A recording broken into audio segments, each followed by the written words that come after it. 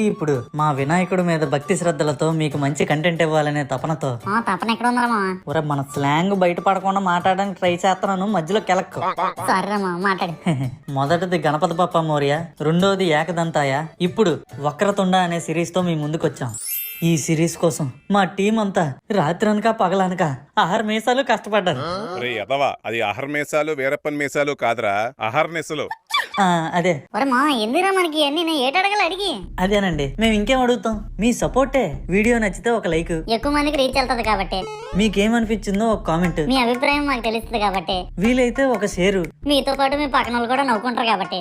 End of the day మేము అందరం ఏం సాధిస్తాం? మీ నుంచి ఒక్క సబ్స్క్రైబ్ టు